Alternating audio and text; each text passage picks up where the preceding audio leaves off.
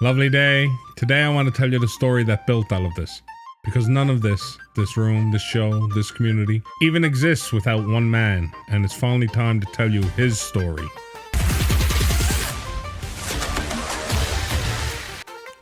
Let's start where it really begins, with the relationship between Sal and Mike Hines. Because those two, they weren't just poker buddies, they were something deeper. When Mike first met Sal at the Bella Vista, Sal barely spoke. Cranky old man, tough nut to crack. Mike chirped him every game, poked him, needled him, tried every trick and got nothing. Stone cold silence. And then one night at Topsail Road Billiards, Mike cracked him. Got a smile, and that smile turned into a laugh, and that was the start of everything. The man broke the unbreakable. Do you know how many players tried to crack Sal and failed? Mike did it with one joke. Calm down.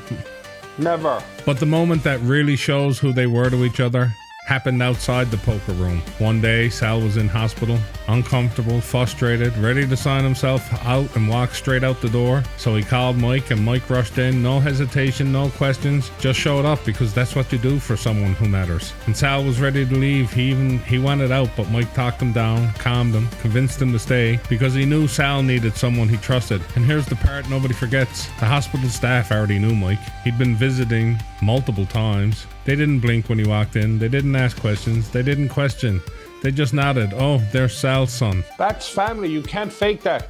That's the kind of bond they write movies about. They really did treat him like family.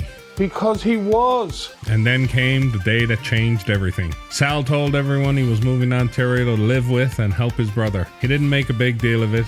Didn't expect anything. Just said it casually like it was nothing. But Mike looked around the room, stood up and said the 4 words that changed the rest of my life. It's Sal's room now.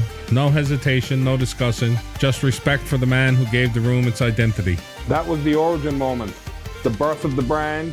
Yep. Everything you know started right there.